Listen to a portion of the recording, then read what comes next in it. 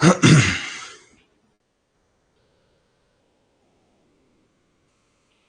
बच्चों, welcome to प्रेपजीत। आज हम बात करेंगे बच्चों, आज डिस्कशन होना है। एक्चुअली बात क्या करेंगे, ठीक है? तो मैंने तुम्हें टॉपिक तो पढ़ा दिया है अप टू कोलिजन तक, और अब हम डिस्कशन करेंगे आज ना। एक्सरसाइज 1 का डिस्कशन मैंने बोला था। अभी इसमें टोटल बच्चों 3 क्लास होंगी। मैं सेंट्रोमास में किसी भी तरीके को किससे मतलब इसे लूज नहीं छोड़ना चाहता। इसमें टोटल 3 क्लास होंगी बच्चों। जैसे आज होगी डिस्कशन, कल बच्चों मैं थोड़ा सा तुम्हें वेरिएबल मास सिस्टम पढ़ाऊंगा, कल भी डिस्कशन करेंगे।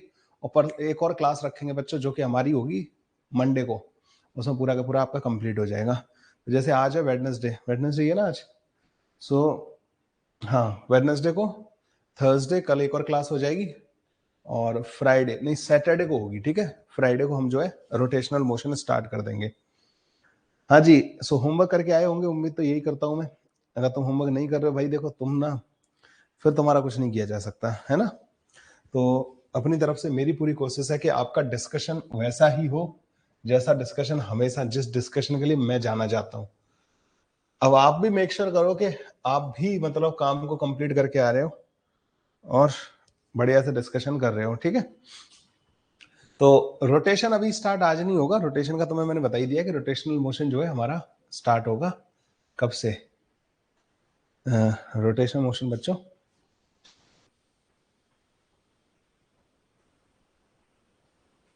एक मिनट ना, मैं ब्राइटनेस थोड़ी बढ़ा के देखता हूं बच्चों।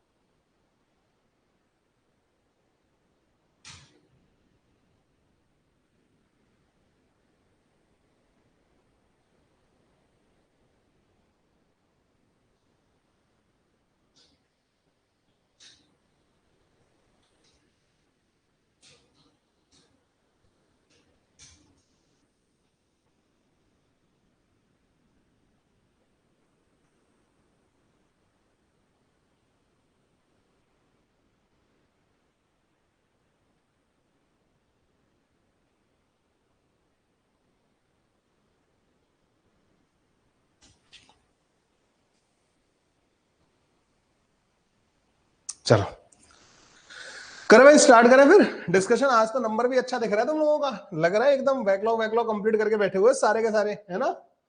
बैकलॉग वैकलॉग कंप्लीट करके बैठे हुए हो, ऐसा क्यों फील आ रहा है मेरे को? भाई सर तैयार हो गए रोटेशनल मोशन के लिए। अब जितनी भी गलतियां तुमने कर दी इनको रोटेशन में मत दोहराना। रोटेशनल मोशन के हर एक लेक्चर को डे 1 से अटेंड करना, अच्छे से काम करोगे, अच्छी सी रैंक लेके आ जाओगे, ठीक है? चलो भाई, तो 21 से लेके बच्चों 25 तक जिस जिस बच्चे के जो जो डाउट हो जल्दी से लिख दो। 21 से लेके 25 तक आपके जो भी डाउट है बच्चे जल्दी से मुझे बता दो। सो 21 टू 25 डाउट्स। राहुल का डाउट है 25। 25 से पहले किसी भी बच्चे को कोई भी डाउट है क्या? 21, 23, 24, 25 मतलब 22 के अलावा सारे के सारे डाउट हैं, ठीक है? 22 के अलावा सारे डाउट हैं। तो 21 बच्चों देखते हैं। अच्छा, मुझे कोई फर्क नहीं पड़ता बच्चों तुम कितने डाउट पूछते हो, अपन डिटेल में डिस्कशन करेंगे। तुम लोगों में से बहुत सारे लोगों के ना बहुत सारे कॉन्सेप्ट क्लियर हो जाएंगे इस डिस्कशन को देख के, ठीक है? डिस्कशन तो सबसे ज्यादा इंपॉर्टेंट होता है, उसको तो पूरा का पूरा अटेंड करना चाहिए हमें। तो 21 देखते हैं बच्चों ना। Two particle A and B initially at rest moves towards each other under a mutual force of attraction. The speed of the center of mass at the instant when the speed of A is v and the speed of B is 2v. देखो बच्चों, ये initially rest में था पूरा system ना, दो particle थे, ये ए वाला हो गया बच्चों, ये बी वाला हो गया। इन दोनों के बीच में आपस में फोर्स लग रहा है। तो अगर मैं सिस्टम के सेंटर ऑफ मास के बारे में बच्चों बात करूं तो, ठीक है, इनके बीच में जो फोर्स लग रहा है बच्चों, क्या इन पे बाहर से कोई फोर्स लग रहा है? नो। तो यहाँ पे एक्सटर्नल फोर्स क्या है बच्चों? 0। अच्छा, इनिशियली दोनों रेस्ट पे थे, तो velocity of centre of mass जो इनिशियल होगी क्या होगी बच्चों? m1 v1 initial, m2 v2 initial divided by m1 plus का m2। इनिशियली दोनों रेस्ट पे थे बच्चों, तो ये 0 आएगी, मतलब centre of mass initially rest पे था, फोर्स इसमें एक्सटर्नल 0 है। तो बच्चों ये बताओ क्या सेंटर ऑफ मास मूव करेगा? तो सेंटर ऑफ मास की वेलोसिटी बच्चों पूरा टाइम कांस्टेंट रहेगी और वो इक्वल टू 0 रहेगी। तो ये 0 होगी बच्चों और पूरा टाइम कांस्टेंट होगी। तो velocity of centre of mass is 0 and constant through out the motion. ठीक है, कांस्टेंट होगी और 0 होगी। ठीक है, ये वाली बात हो गई। अब आपने 22 तो किसी ने पूछा नहीं है, 23, 24, 25। तो 23 देखते हैं बच्चों क्या है। A shell is fired from a cannon with a velocity v at an angle theta with the horizontal direction। तो बना लेते हैं बच्चों, कैनन टाइप से बना लेते हैं। ठीक है, ये हो गया इस तरीके से ना, ये थीटा एंगल है। तो a shell is fired from a cannon with a velocity v at an angle theta with the horizontal at the highest point of its path।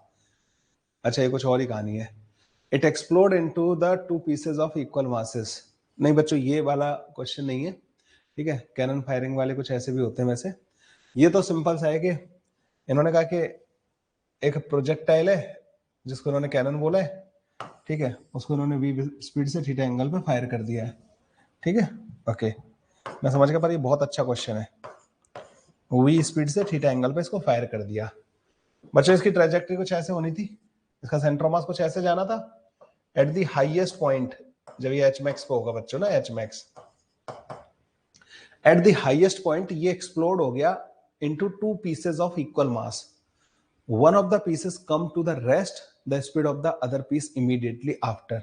बच्चों ये बताओ मुझे, यहां पे टूटने से पहले इसकी वेलोसिटी क्या होगी? वी कॉस थीटा के बराबर, टूटने से पहले।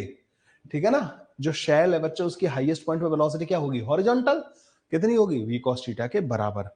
इस पे कोई फोर्स लग रहा होगा, आप बोलोगे यस mg के बराबर फोर्स लग रहा होगा। अब यहां पे पता है क्या हुआ, यहां पे इसके दो टुकड़े बन गए। ठीक है ना, इसी जगह पे इसके दो टुकड़े बन गए। ये टुकड़ा तो बच्चों रेस्ट पे आ गया, इसका मास था बच्चों m/2। और ये जो दूसरा टुकड़ा है ना जिसका मास m/2 है, क्या ये भी रेस्ट पे आ सकता है?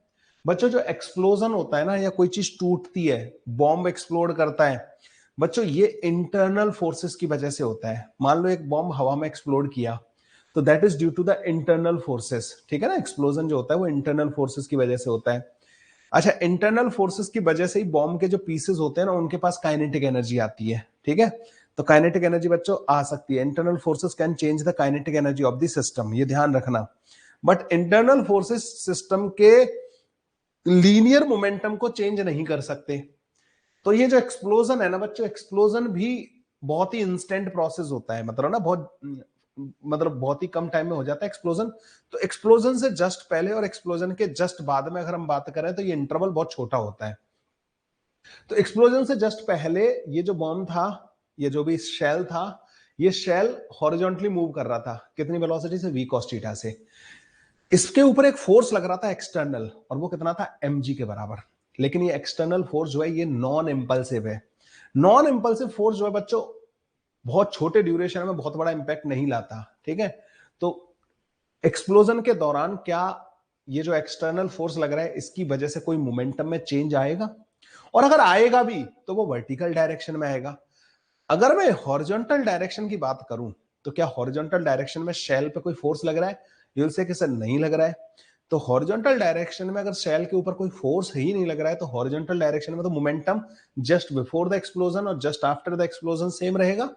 तो बच्चों बस इसी चीज का ध्यान रखना है कि हॉरिजॉन्टल डायरेक्शन में net force at the highest point in horizontal direction 0 है। अच्छा, हॉरिजॉन्टल डायरेक्शन में नेट फोर्स तो थ्रू आउट द मोशन भी 0 है।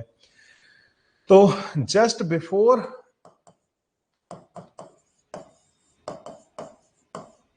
And just after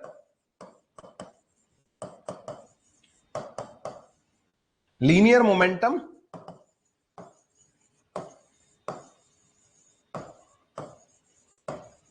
in horizontal direction, क्या लिख सकता हूं बच्चों में? हॉरिजॉन्टल डायरेक्शन कंजर्व रहेगा। ठीक है, ओके। लीनियर मोमेंटम बच्चों हॉरिजॉन्टल डायरेक्शन में, और ये बच्चों जेई एडवांस में रिसेंट ईयर में बच्चों इस टाइप के क्वेश्चन आए हैं। हाईएस्ट पॉइंट पे एक्सप्लोजन वाले क्वेश्चन है बच्चों, अभी भी 2021 से 2022 में भी क्वेश्चन आया था, और मतलब हर साल आता है, क्योंकि प्रोजेक्टाइल का भी कॉन्सेप्ट होता है इसमें और सेंटर ऑफ मास का भी कॉन्सेप्ट होता है, मतलब momentum conservation and all, motion of centre of मास। तो ये क्वेश्चन बच्चों रिसेंट ईयर्स में भी बहुत पूछे जा रहे हैं। ठीक है, तो बहुत इंपॉर्टेंट क्वेश्चन है ये वाला ना। तो इसके बारे में सारी की सारी बातें बताने वाला हूं। तो ये समझ में आया बच्चों तुम्हें? Just before and just after linear momentum क्या करेंगे, हम कंजर्व करेंगे। अच्छा, इन्होंने इन्फॉर्मेशन दे रखी है कि इन दो टुकड़ों में से एक टुकड़ा तो रेस्ट पे आ गया और दूसरा टुकड़ा मान लो v डैश वेलोसिटी से मूव कर रहा है। तो आप लिखोगे m v cos theta is equal to m into zero plus m/2 into zero plus m/2 into v dash. तो ये जो v डैश है ना बच्चों, ये 2v cos थीटा वेलोसिटी से मूव करना चालू कर देगा, क्योंकि इसका सारा मोमेंटम सिर्फ एक के पास रह गया। अब बच्चों वो डबल स्पीड से जा रहा होगा। अब एक चीज और सुनना बच्चों, क्या इसकी पाथ पे इसके मास का कोई फर्क पड़ता है? कभी भी आपको ये बोला गया है कि इस पार्टिकल का मास m है या 2m है, मान लो m मास को आप v वेलोसिटी से थीटा एंगल पे प्रोजेक्ट करोगे तो ये वाली ट्रेजेक्टरी फॉलो करेगा।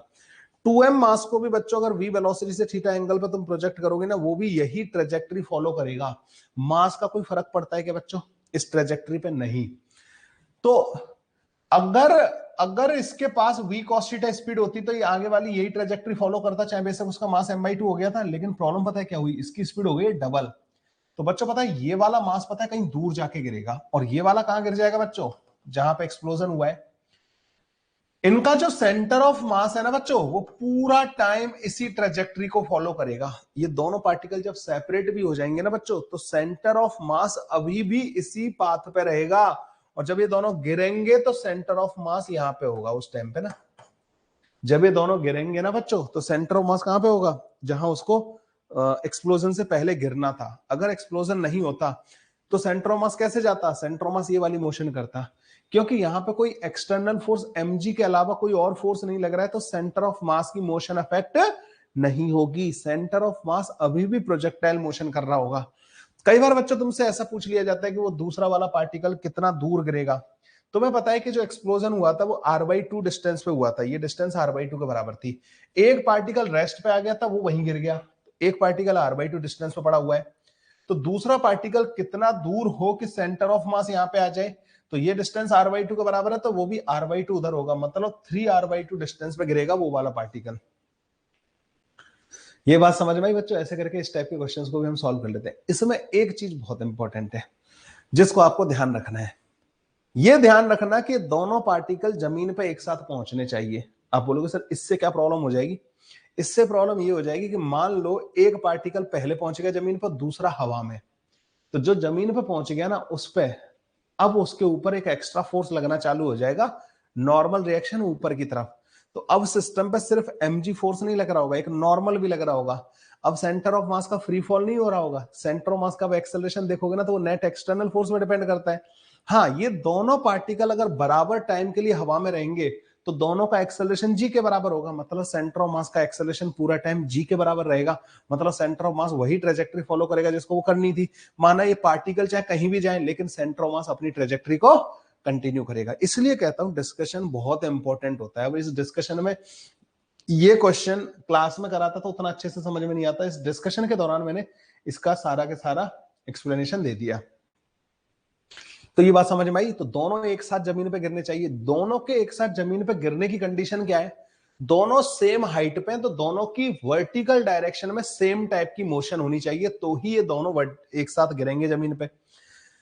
तो देखो भाई, वर्टिकल डायरेक्शन में इसकी वेलोसिटी कितनी है? 0। इसकी वेलोसिटी कितनी है वर्टिकल डायरेक्शन में? 0। तो ये दोनों एक साथ ही जमीन पे गिरेंगे। तो जब भी टक्कर के मतलब ये एक्सप्लोजन के बाद सारे टुकड़ों का वर्टिकल वेलोसिटी नहीं आएगा तो वो एक साथ गिरेंगे, या आए तो दोनों का एक साथ आए। तो ऊपर दोनों का आ नहीं सकता, क्यों? क्योंकि वर्टिकल डायरेक्शन में मोमेंटम कहां से आएगा इसके पास? समझ रहे हो? यहाँ पे हाईएस्ट पॉइंट में मोमेंटम कहां से आएगा? तो मोमेंटम नहीं आ सकता वर्टिकल डायरेक्शन में। तो इनके गिरने की तो कंडीशन ये है कि दोनों का वर्टिकल मोशन एक जैसा होना चाहिए। मैं ये कह रहा हूं कि सेंटर ऑफ मास का मोशन तभी अफेक्ट होता है जब बाहर से कोई और फोर्स लगे। जब आपने पार्टिकल को प्रोजेक्ट किया था तो उसके ऊपर एक्सेलरेशन ड्यू टू ग्रेविटी आ रहा था सेंटर ऑफ मास के ऊपर। तो पूरा मोशन के दौरान बेशक ये एक्सप्लोजन हो गया है, लेकिन अभी भी सेंटर ऑफ मास का एक्सेलरेशन जी ही होगा। क्यों? क्योंकि पूरे सिस्टम पे इस वाले पर और इस वाले पर दोनों पे मिला के नेट जो फोर्स लग रहा है ना नीचे की तरफ, वो mg के बराबर लग रहा है। तो सेंटर ऑफ मास पे जब तक ये दोनों हवा में रहेंगे ना, तब तक नेट एक्सेलरेशन वो जो acceleration of the centre of मास आएगा वो जी के बराबर आएगा। तो centre of mass projectile motion he continue करेगा। तो जब ये दोनों जमीन पे गिर जाएंगे तो सेंटर ऑफ मास ऐसे होगा कि दोनों पार्टिकल ऐसे गिरेंगे कि सेंटर ऑफ मास इस जगह पे मिले जहां पे उसको गिरना चाहिए था। भाई सेंटर ऑफ मास तो वही ट्रेजेक्टरी फॉलो कर रहा है, सेंटर ऑफ मास तो आर डिस्टेंस पे गिरेगा यहां से यहां तक कि सेंटर ऑफ मास का डिस्टेंस कितना होगा, रेंज के बराबर। तो सेंटर ऑफ मास तो पूरा प्रोजेक्टाइल फॉलो कर रहा है, तो सेंटर ऑफ मास यहां पे आ रहा है। अब एक पार्टिकल इस जगह गिर गया, देखो ये डायग्राम में कंफ्यूज मत होना, मैंने इसको थोड़ा इधर जाके बनाया है, इसका मतलब ये नहीं कि यहाँ पे गिर रहा है, भाई ये डायग्राम यही है, ठीक है, एक दूसरे के ऊपर नहीं बना सकता ना मैं इसको। तो ये जो पार्टिकल है ना जो रुक गया था वो सीधा गिरेगा नीचे, तो रुक गया पार्टिकल कहां गिरा, एच मैक्स के नीचे। एक पार्टिकल एच मैक्स के नीचे गिरा, दूसरा पार्टिकल इतना दूर होना चाहिए कि सेंटर ऑफ मास यहां पे आए, तो एच मैक्स और इस पॉइंट के बीच का डिस्टेंस क्या होता है, r/2 के बराबर। इस पार्टिकल का मास कितना है, m, मतलब जितना इस पार्टिकल का मास है उतना ही उस पार्टिकल का मास है। सेंटर ऑफ मास यहां पे आना है, एक पार्टिकल r/2 सेंटर ऑफ मास से इधर है, तो दूसरा पार्टिकल r/2 उधर होगा, दूसरा पार्टिकल r/2 उधर होगा। तो दूसरा पार्टिकल जो है ना ये जो गिरेगा यहां पे, this distance will be equal to r/2, और एक यहां पे गिरा है r/2 डिस्टेंस पे, ठीक है, ये भी r/2 के बराबर होगी। आई बात समझ में कैसे गिरा। अच्छा आप इसको दूसरे तरीके से भी कह सकते हो, देखो इसकी horizontal velocity v cos theta थी, क्या वर्टिकल डायरेक्शन में कोई मोशन था, नहीं, यहां से यहां तक गिरने का टाइम इसका और इसका सबका सेम होगा या नहीं होगा, क्योंकि तीनों के पास वर्टिकल डायरेक्शन में एक जैसी मोशन है। इसकी वर्टिकल डायरेक्शन वेलोसिटी 0 थी, इसकी भी वर्टिकल डायरेक्शन वेलोसिटी 0 है, इसकी भी 0 है, इस पे एक्सेलरेशन g था, g और g, तीनों का वर्टिकल डायरेक्शन का मोशन एक जैसा है। अगर ये एक्सप्लोजन नहीं होता तो जितने टाइम में जमीन पे गिरता उतने ही टाइम में ये जमीन पे गिरेगा, उतने ही टाइम में ये जमीन पे गिरेगा, क्योंकि वर्टिकल डायरेक्शन वाला मोशन तीनों का एक जैसा है। ये वाली बात समझ में आई। तो बस इसकी स्पीड डबल हो गई है, इसकी जो स्पीड थी ना v cos थीटा उसका डबल हो गई है, तो डबल डिस्टेंस कवर करेगा नहीं करेगा।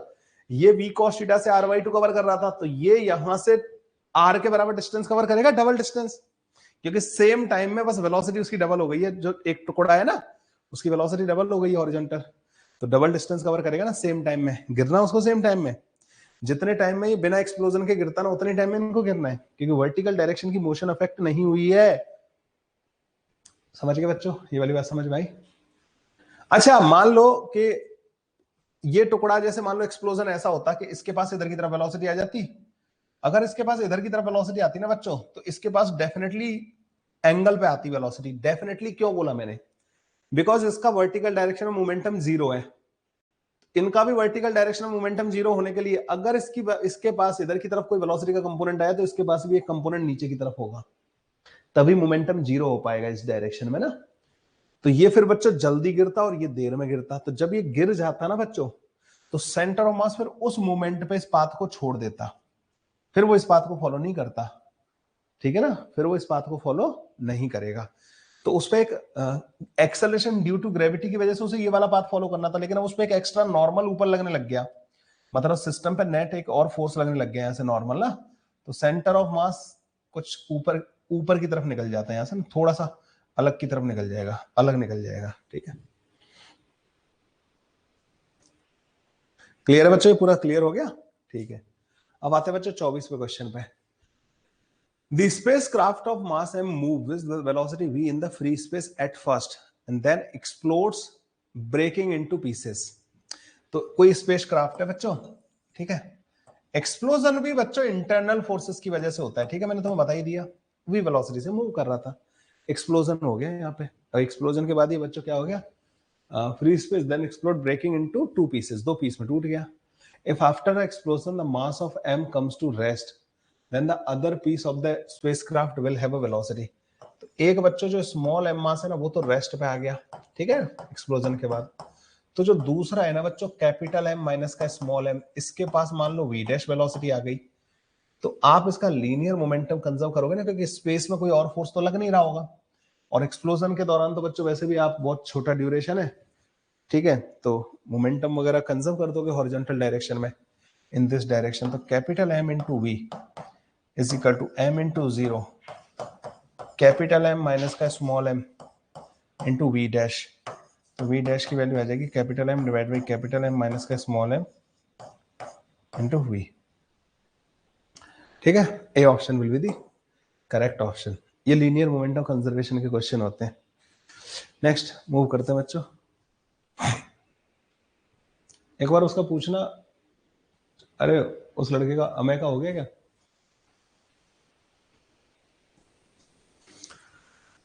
25.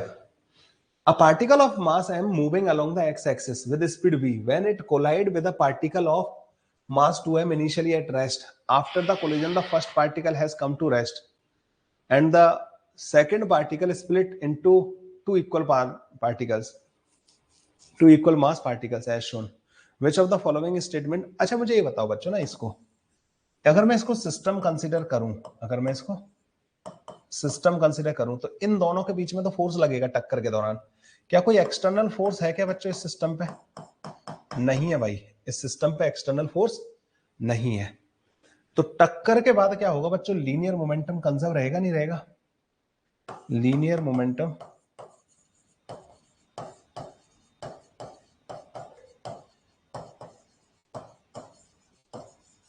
कंजर्व रहेगा नहीं रहेगा? ठीक है, इनका लीनियर मोमेंटम कंजर्व रहेगा। अब इसके बारे में तो मुझे पता है कि रेस्ट पे आ गया है। अब ये इधर जाने लगा होगा, मान लो v1 से जाने लगा और ये वाला v2 से जाने लगा। ठीक है, लीनियर मोमेंटम बच्चों कंजर्वेशन हम दोनों डायरेक्शन में लगाएंगे, इस डायरेक्शन में भी और इस डायरेक्शन में भी। तो सिस्टम का लीनियर मोमेंटम इन y डायरेक्शन बच्चों पता है कितना था? 0 के बराबर।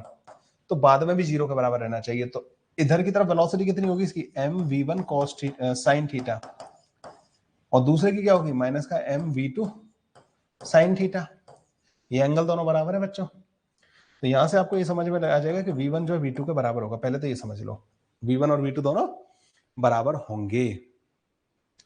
अब हॉरिजॉन्टल डायरेक्शन में लीनियर मोमेंटम कंजर्व करो। p system in x direction, इसका मोमेंटम कितना था बच्चों? m इंटू वी के बराबर। बाद में मोमेंटम कितना आ गया? तो m into v is equal to mv1 cos theta mv2 cos theta. तो 2m, अच्छा v1 और v2 को लिख देते हैं v डैश, क्योंकि दोनों की वैल्यू बराबर आ रही है ना। 2m v dash cos theta is equal to mv हो जाएगा। तो v डैश आ जाएगा बच्चों हमारे पास v divide by 2 cos theta के बराबर। थीटा की वैल्यू दी है क्या इन्होंने? नहीं दी। 2 cos थीटा के बराबर आ गया। Each particle moves with a velocity, तो इस v डैश को मैं लिख सकता हूं बच्चों v dash is equal to v by 2 sec theta. sec theta की वैल्यू बच्चों हमेशा 1 या 1 से बड़ी होती है, थीटा ग्रेटर देन 0 है।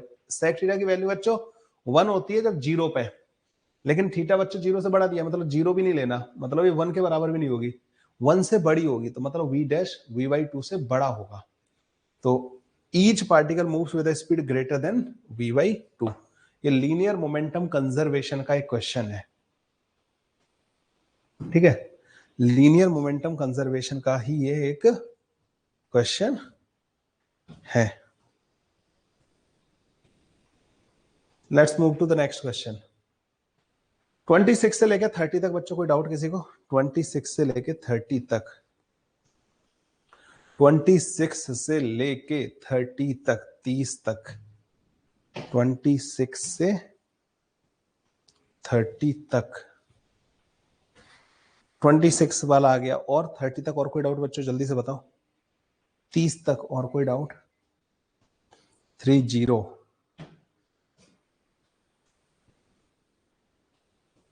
अप टू 30 बताओ, और इसके अलावा बताओ।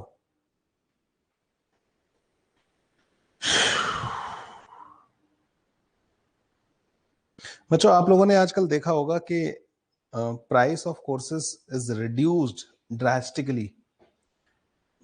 ठीक है, तो आपके अगर नोन में कोई हो जो चाहते हो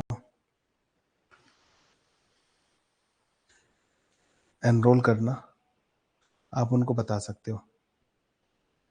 26, 27, 28, 29, 30 आदित्य सारे करवाने क्या?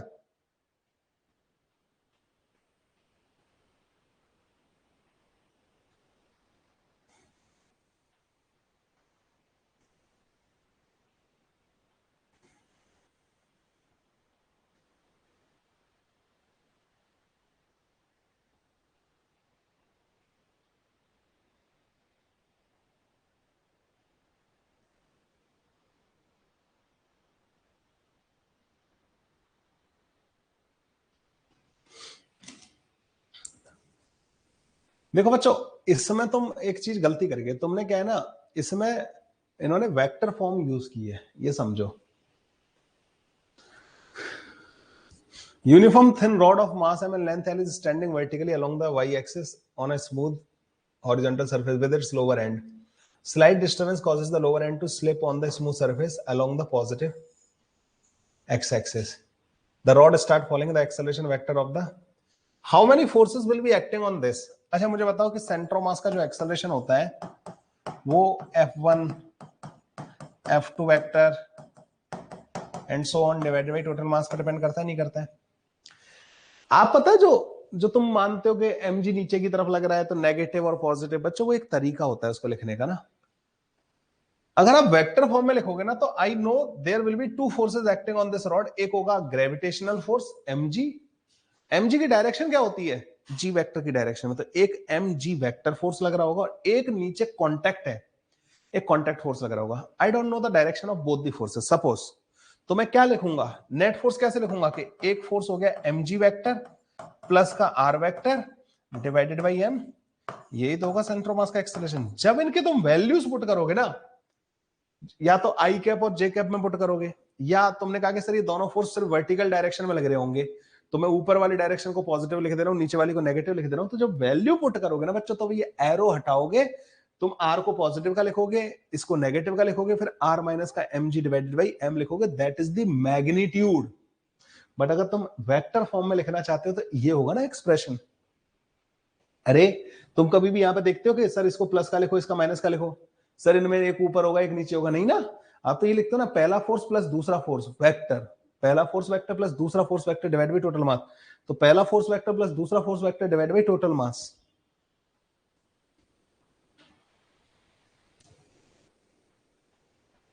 There are some passenger inside a stationary railway compartment. ठीक है, ओके बच्चों, इस वाले क्वेश्चन को बताता हूं मैं। तो ये कोई रेलवे कंपार्टमेंट हो गया बच्चों, और इसके अंदर कुछ पैसेंजर्स हैं।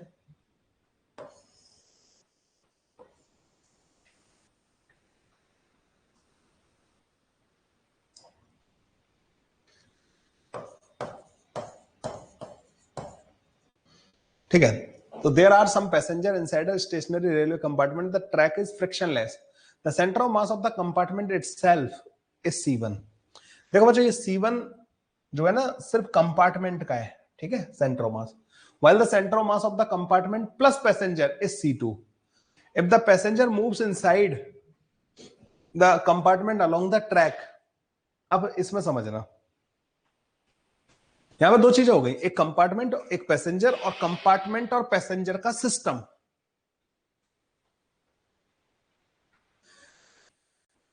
पैसेंजर कंपार्टमेंट में खड़े हैं तो पैसेंजर और कंपार्टमेंट के बीच में फोर्स लगेगा। अच्छा, we are not interested in vertical direction वाला फोर्स, ठीक है, वर्टिकल डायरेक्शन में तो नीचे से नॉर्मल वगैरह भी लगेगा, mg नीचे की तरफ लग रहा होगा, not interested in this direction, we are only interested in horizontal direction.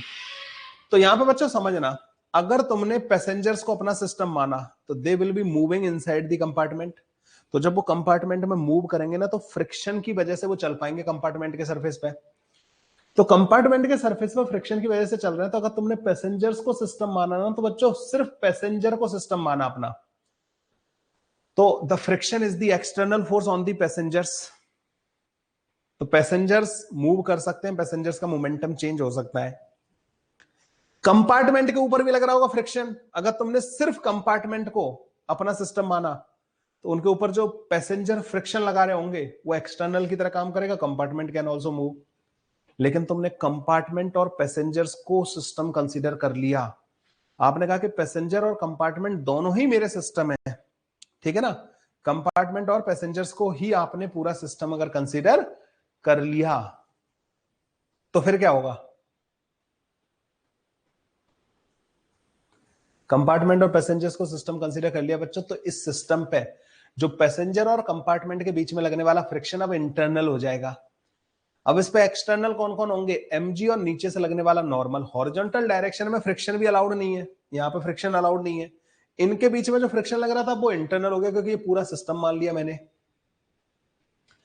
अब इस पे पूरे सिस्टम पे इस पूरे सिस्टम पे बच्चों net external force in horizontal direction is zero. Horizontal direction में बच्चों एक्सटर्नल फोर्सेस पूरे सिस्टम पे जीरो है, मतलब इसका हॉरिजॉन्टल डायरेक्शन में लीनियर मोमेंटम क्या रहेगा बच्चों, कंजर्व रहेगा पूरे सिस्टम का। तो मैंने तुम लोगों को एक चीज बताई थी बच्चों ना, आप लोगों को एक चीज बताई है कि भाई अगर सिस्टम के अंदर मोर देन वन पार्टिकल है, ठीक है, तो centre of mass of the system, अच्छा इसका सिस्टम का सेंटर ऑफ मास क्या कर रहा था, पहले रुका हुआ था, है ना, सिस्टम का सेंटर ऑफ मास क्या है, रुका हुआ है। तो सिस्टम का सेंटर ऑफ मास जब रेस्ट पे है और सिस्टम के जो पार्ट हैं, कंपोनेंट, अगर वो मूव कर रहे हैं तो वो ऐसे मूव करेंगे कि सिस्टम का सेंटर ऑफ मास रेस्ट पे ही बना रहे। तो अगर पैसेंजर्स लेफ्ट की तरफ जाएंगे ना तो कंपार्टमेंट राइट की तरफ जाएगा। और ये होता कैसे है, पैसेंजर खड़ा है, पैसेंजर लेफ्ट की तरफ, उसके पास मोशन आई, मतलब लेफ्ट की तरफ उसके ऊपर फोर्स लगाओ, कौन लगेगा, फ्रिक्शन। तो पैसेंजर पे फ्रिक्शन लेफ्ट की तरफ लगा तो उसका रिएक्शन पेयर कंपार्टमेंट पे लगेगा राइट की तरफ, कंपार्टमेंट जाएगा राइट में, पैसेंजर जाएगा लेफ्ट में। और इन दोनों का जब तुम मोमेंटम लिखोगे तो एक का एम बी पॉजिटिव लिखोगे, दूसरे का एम बी नेगेटिव लिखोगे, और इक्वल टू जीरो आएगा, क्योंकि सिस्टम का सेंटर ऑफ मास चल ही नहीं सकता। तो पूरे सिस्टम का सेंटर ऑफ मास रुका हुआ रहेगा, लेकिन कंपार्टमेंट विल मूव।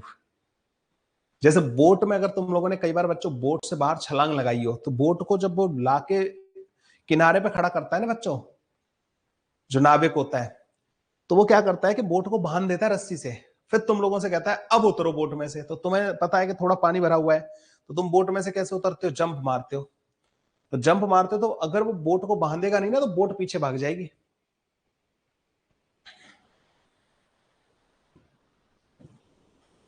समझ में आई ये वाली बात, ठीक है। तो C1 will move but C2 will be stationary with respect to the ground. तो ये जो C1 है ना बच्चों, C1 क्या है, C1 is the without the passenger, मतलब जो कंपार्टमेंट है ना उसका centre of mass without the passenger है, ठीक है।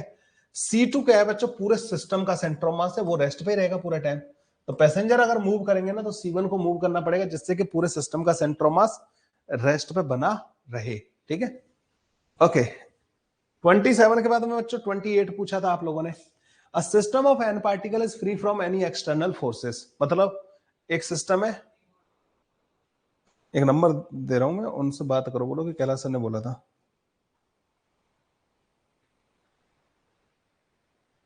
बोलना कि मैम प्रायोरिटी पे ही है, ठीक है।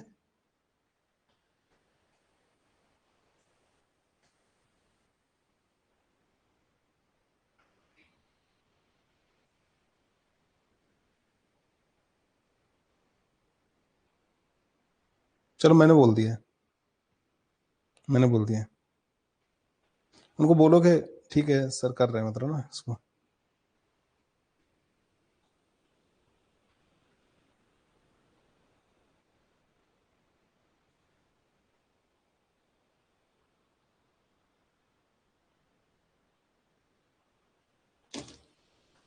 हाँ जी, क्या बात कर रहे थे, एन पार्टिकल का सिस्टम है और वो बच्चों free from any external force है, मतलब बाहर से कोई फोर्स नहीं लग रहे हैं, ठीक है, नेट फोर्स जीरो है। Which of the following is true for the magnitude, बच्चों this is very important, they are not asking the total momentum, they are asking की मैग्नीट्यूड ऑफ द मोमेंटम, ठीक है ना, magnitude of the momentum of the system. तो बच्चों जैसे मान लो एक पार्टिकल है ये ना m1 मास का ना, दूसरा पार्टिकल है बच्चों m2 मास का, यहाँ पे बच्चों प्लस क्यू चार्ज है, सपोज करो एक एग्जांपल ले लेते हैं, ठीक है, और यहाँ पे बच्चों माइनस का क्यू चार्ज है। इन पे क्या होगा बच्चों, इन पे लगेगा फोर्स, कौन सा फोर्स है ये, इंटरनल है ये, तो इस सिस्टम के लिए इंटरनल फोर्स हो गया ना बच्चों ये। अब क्या होगा, इसके पास वेलोसिटी आ जाएगी, मतलब ये ऐसे मूव करने लगेगा, ये ऐसे मूव करने लगेगा। तो अगर तुम magnitude of the total momentum of the system,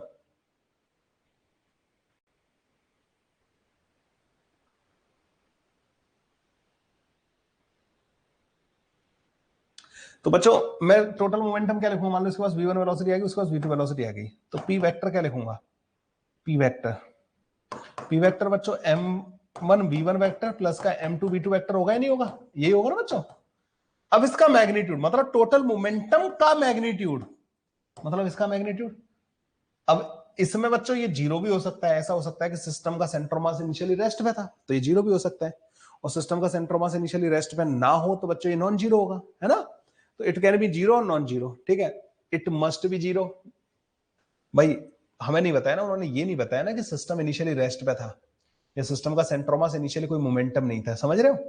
it could be non zero but it must be constant. Yes, external forces अगर जीरो है मतलब उनका रिजल्टेंट जीरो है, तो लीनियर मोमेंटम कांस्टेंट रहता है, चाहे वो जीरो हो चाहे वो नॉन जीरो हो, वो कांस्टेंट रहेगा। ठीक है, it could be non zero, it might not be constant. Constant तो रहेगा ना भाई, वो तो फोर्स से मतलब उनका ना, तो उन्होंने जो इन्फॉर्मेशन दी उसके हिसाब से तो बी ऑप्शन बच्चों करेक्ट आएगा। Which of the following must be true for the sum of the magnitudes of the momentum? ये बच्चों कह रहे हैं कि अब आपको मोमेंटम का सम नहीं करना, उनके मैग्नीट्यूड का, एम वी वन वैक्टर का mod m two v two vector का मॉड, समझ रहे हो? अब तुम्हें ये बताना है। तो बच्चों ये तो देखो पॉजिटिव होगा, ये भी पॉजिटिव होगा, और इन दोनों का सम जीरो तो हो ही नहीं सकता। ठीक है ना, अगर इंटरनल फोर्स लग रहा है तो मतलब ये जो है ना बच्चों, ये कांस्टेंट नहीं रहेगा। कांस्टेंट क्यों नहीं रहेगा इसमें? क्योंकि अभी जैसे मैंने तुम्हें एक एग्जांपल बताया बच्चों कि जैसे ये एक पार्टिकल है m1 मास का, इस पर फोर्स इधर लग रहा है, ये m2 मास का है, इस पर फोर्स इधर लग रहा है, तुम देख रहे हो ये दोनों तेज होते जाएंगे, मतलब ये वाली वैल्यू भी बढ़ेगी और ये वाली वैल्यू भी बढ़ेगी। ठीक है ना, तो अब आप मैग्नीट्यूड्स को ऐड कर रहे हो, तो मैग्नीट्यूड्स को ऐड कर रहे हो, तो बच्चे यहाँ पे कह रहे हैं कि it must be zero, it could be non zero but it must be constant. Now this can not be constant, it could be non zero, it might not be constant. ठीक है, माइट नॉट बी कांस्टेंट, तो अगर internal forces लग रहे हैं तो ये constant नहीं होगा। हाँ, अगर इंटरनल फोर्स ही नहीं है इनके बीच में, आपस में कोई इंटरेक्शन नहीं है, तो फिर ये कांस्टेंट होगा। इसलिए इन्होंने लिखा है माइट नॉट बी। ठीक है, ये माइट नॉट बी बच्चों बहुत इंपॉर्टेंट चीज है, ये ध्यान रखना। अच्छा, it can be zero as well, मतलब मान लो सिस्टम इनिशियली रेस्ट पे ही पड़ा था, दोनों पार्टिकल रेस्ट पे थे, कोई बाहर से फोर्स भी नहीं है, इसका भी मोमेंटम जीरो, इसका भी मोमेंटम जीरो, इनके मैग्नीट्यूड करोगे तो भी जीरो ही आएंगे, है ना? तो it could be non zero, non zero हो सकता है, जीरो भी हो सकता है, और ये कांस्टेंट भी हो सकता है। कांस्टेंट मान लो कि इनके आपस में इंटरनल फोर्स ना लगे, तो ये मैग्नीट्यूड के मोमेंटम ही चेंज नहीं होंगे। ठीक है, दोनों पार्टिकल का मोमेंटम जो है वही बना रहेगा, तो उनके मैग्नीट्यूड का सम भी कांस्टेंट हो जाएगा। समझ गए? The answer depend on the nature of the internal forces in the system. तो ये जब सी आ गया तो हमें डी की जरूरत ही नहीं है बताने की ना, क्योंकि इसमें सब कुछ कवर हो गया। नेचर मतलब अट्रैक्टिव है या रिपल्सिव है, ये कहना चाह रहे हैं। तो अट्रैक्टिव और रिपल्सिव से फर्क थोड़ी पड़ेगा। ठीक है, अट्रैक्टिव भी होगा तो इसका मोमेंटम का मैग्नीट्यूड बढ़ेगा, इसका भी बढ़ेगा। रिपल्सिव भी होगा तब भी तो ये तेज होते जाएंगे ना, तो इंटरनल फोर्स तो क्या है, फिर वो बढ़ाएगा ही बढ़ाएगा। अगर इंटरनल फोर्स है तो मोमेंटम का मैग्नीट्यूड का सम विल बी इंक्रीजिंग। ठीक है, अट्रैक्टिव या रिपल्सिव हो, दोनों में से कोई भी हो। 29th वाला भी बताना था क्या बच्चों मेरे को? Okay, an isolated particle of mass m moving in the horizontal xy plane along the x-axis at a certain height above the ground, it suddenly explode into the two fragment of masses m/4 and 3m/4। अच्छा, मैं xy plane बना रहा हूं बच्चों ना, ये हो गया x प्लेन, x एक्सिस, बच्चों ये हो गया y एक्सिस। ठीक है, और ग्रेविटी मतलब अर्थ का सरफेस अंदर की तरफ है, क्योंकि कुछ हाइट पे बच्चे एक पार्टिकल मूव कर रहा था x एक्सिस के along. It suddenly exploded in the two masses at an instant later. The smaller fragment is, ये horizontal plane है बच्चों ना, ये horizontal है। इस horizontal plane में ना तो x डायरेक्शन में कोई फोर्स है ना y डायरेक्शन। जैसे एक पार्टिकल यहाँ पे मूव कर रहा था, ये x एक्सिस हो गई, इधर हो गई बच्चों y एक्सिस अंदर की तरफ, ग्रेविटी नीचे की तरफ है, तो एक पार्टिकल यहाँ पे ऐसे मूव कर रहा है। अच्छा, ग्रेविटी फ्री स्पेस होगा शायद ना, या नहीं भी ग्रेविटी कंसीडर भी कर लो तो ग्रेविटी इस डायरेक्शन में होगी। ठीक है, ग्रेविटी नीचे वाली डायरेक्शन में होगी, ये एक्स एक्सिस हो गई, ये वाई एक्सिस हो गई, ग्रेविटी नीचे की तरफ हो गई। This particle is moving like this, गिर रहा होगा नीचे की तरफ। तो तुम ये समझ रहे हो, इसका इस डायरेक्शन में और इस डायरेक्शन में मोमेंटम कंजर्व रहेगा नहीं रहेगा, क्योंकि इस डायरेक्शन में कोई फोर्स नहीं है, इस डायरेक्शन में कोई फोर्स नहीं है। फोर्स किधर है? नीचे की तरफ। अब बोलोगे हाँ सर, तो at instant later the smaller fragment is at y equal to, तो छोटा वाला फ्रेगमेंट, तो मान लो ये गिरते गिरते एक्सप्लोड कर गया, तो एक फ्रेगमेंट y डायरेक्शन में चला गया, कितना? इतना। तो बच्चों ये फ्रेगमेंट जो y डायरेक्शन में गया है, मुझे ये पता है कि net external force in y direction zero है, velocity of centre of mass in y direction 0 है, मतलब इन वाई डायरेक्शन ये फॉर्मूला लगेगा m1 डेल्टा y1 प्लस का m2 delta y2 is equal to 0 होना चाहिए। कौन सा है? केस 1, जिसमें सेंटर ऑफ मास एक पर्टिकुलर डायरेक्शन मूव भी नहीं कर रहा होता और उस डायरेक्शन में कोई फोर्स भी नहीं होता सेंटर ऑफ मास पे। तो ये वाली कंडीशन लगती है नहीं लगती है? आपको बिल्कुल सही बात है। तो m/4 मास का पार्टिकल जो है कितना चला गया? 15 सेंटीमीटर। तो जो 3m/4 वाला पार्टिकल है ना बच्चों, उसका जो y कोऑर्डिनेट होगा ना वो होगा -5 सेंटीमीटर। तो एक बाहर मतलब पॉजिटिव y डायरेक्शन में गया होगा तो दूसरा वाला नेगेटिव y डायरेक्शन में गया होगा, क्योंकि उसका मास 3 गुना है। Centre of mass y direction में मूव नहीं करेगा, इसलिए 3 गुना मास वाला पार्टिकल बच्चों, देखो एक चीज का ध्यान देना, मान लो एक 1 किलोग्राम का पार्टिकल है और एक बच्चों यहाँ पे 2 किलोग्राम का पार्टिकल है और इनके बीच का डिस्टेंस बच्चों मान लो 9 मीटर है, तो इनका सेंटर ऑफ मास कहां पे आएगा? 2 किलोग्राम वाले के ज्यादा पास आएगा, मतलब ना 3 मीटर होगा इससे और इससे होगा बच्चों को 6 मीटर दूर। करके देख लेना। अगर तुमने कहा कि सेंटर ऑफ मास को तुम्हें रेस्ट पे ही रखना है, मतलब ना सेंटर ऑफ मास को, सेंटर ऑफ मास रेस्ट पे, तो अगर ये 1 मीटर चला गया ना बच्चों, तो मान लो ये 2 मीटर गया, ठीक है, ये 2 मीटर इधर गया ना, तो बच्चों इसको 1 मीटर इधर आना पड़ेगा। ये 2 मीटर चलेगा तो उसको सिर्फ 1 मीटर चल के आना है, सेंटर ऑफ मास वही बना रहेगा। तो ज्यादा मास कम चलेगा, अगर सेंटर ऑफ मास को एक जगह पर रोक के रखना है ना, तो दोनों पार्टिकल अगर एक दूसरे की तरफ आ रहे हैं तो ज्यादा वाला मास कम चलेगा और कम वाला बच्चों ज्यादा चलेगा, क्योंकि इसके इधर चलने से अभी डिस्टेंस कितनी रह जाएगी? 4 मीटर, और ये कितनी रह जाएगी? 2 मीटर। तो मैं पता है कि अगर सेंटर ऑफ मास को तुम कंसीडर कर लो क्या? ओरिजिन, तो m1 मतलब 2 इंटू 2 प्लस का माइनस का 1 इंटू 2 1 इंटू 4 इक्वल टू 0 होना चाहिए, क्योंकि सेंटर ऑफ मास का एक्स कोऑर्डिनेट 0 आना चाहिए। ठीक है, तो या वो याद है तो मैं m1r1 is equal to m2r2 होता था। तो m1 सेंटर ऑफ मास यहाँ है, m1 का डिस्टेंस r1 है, m2 का डिस्टेंस इधर की तरफ r2 है, तो m1r1 is equal to m2r2 होता है। तो जो मास ज्यादा होगा ना उसका डिस्टेंस कम होगा। तो अगर दोनों पार्टिकल चल के आ रहे हैं सेंटर ऑफ मास की तरफ, तो छोटा वाला पार्टिकल ज्यादा चल के आएगा। तो जैसे इसमें भी यही हुआ है, centre of mass y direction में मूव नहीं करना है, तो जो m/4 वाला पार्टिकल है वो 15 centimetre y positive y direction में चला गया। तो 3m/4 जो 3 गुना मास का पार्टिकल है ना, वो सिर्फ 1/3 गया है नेगेटिव वाई डायरेक्शन में। एक इधर चला जाएगा, एक इधर चला जाएगा, ताकि सेंटर ऑफ मास अभी वाई एक्सिस पे ही एक्स एक्सिस पे ही बना रहे, वाई डायरेक्शन में मूव ना करे। क्वेश्चन से कॉन्सेप्ट काफी हद तक क्लियर होते हैं। ओके, मेरे को कोई फर्क नहीं पड़ता बच्चों, मैं बहुत डिटेल में डिस्कशन करवाने के लिए तैयार हूं।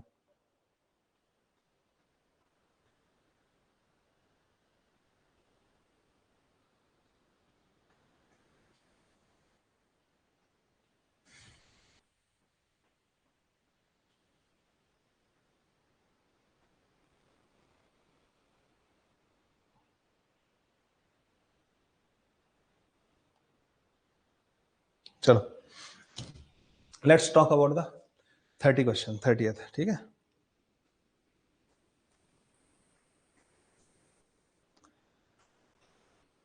इन्होंने क्या बोला इस वाले क्वेश्चन में बच्चों? 2 block of mass m and capital M are moving with the speed v1 and v2 in the same direction on the frictionless surface, m being ahead of the m and the ideal spring of force constant k is attached to the backside of m as shown. The maximum compression of the spring when the block collide is, maximum compression पूछा है। तो मैंने बताया था ना बच्चों कि eight the time of maximum compression they both moving with the same velocity, मतलब इनकी वेलोसिटी ऑफ अप्रोच और सेपरेशन क्या हो जाती है? 0 हो जाती है। तो जब ये दोनों सेम वेलोसिटी से चल रहे होंगे eight the time of max compression, both the masses move with same velocity। ठीक है, दोनों को दोनों बच्चों सेम वेलोसिटी से मूव कर रहे होंगे, तो उस टाइम पे मोमेंटम कंजर्वेशन अगर तुम करोगे ना, तो mv1 प्लस का capital mv2 is equal to m plus m v। ठीक है, वो कॉमन वेलोसिटी v के बराबर है। हमारे पास v आ गया बच्चों। अब एनर्जी कंजर्वेशन से मैक्सिमम टाइम के मैक्सिमम कंप्रेशन के टाइम पे इसकी पोटेंशियल एनर्जी भी आ जाएगी। तो हाफ mv1 का square plus half capital mv2 का स्क्वायर,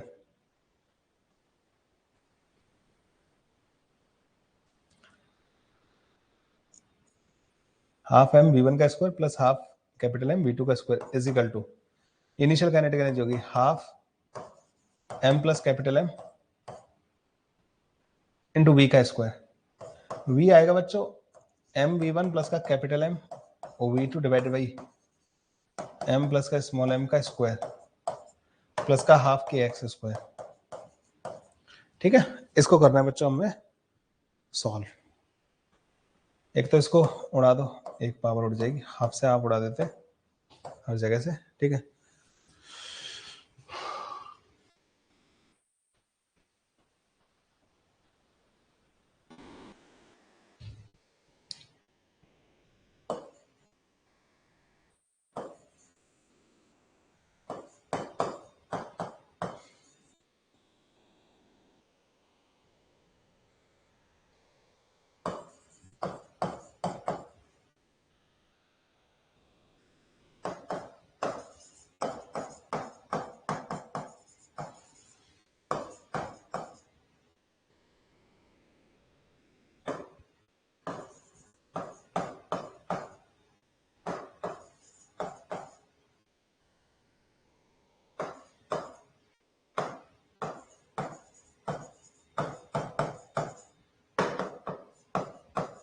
लो ये बनेगी बच्चों इक्वेशन हमारे पास। एक ये इससे कट जाएगा, ये इससे कट जाएगा, k x square is equal to capital M into small m v1 का स्क्वायर प्लस v2 का स्क्वायर माइनस का 2v1 और v2 x is equal to root के अंदर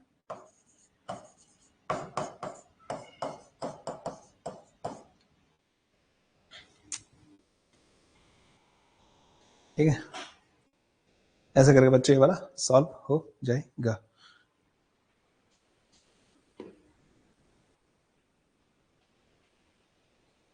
थर्टियथ हो गया। 31 से लेके 35 तक बच्चों कोई भी डाउट? 31 से 35 तक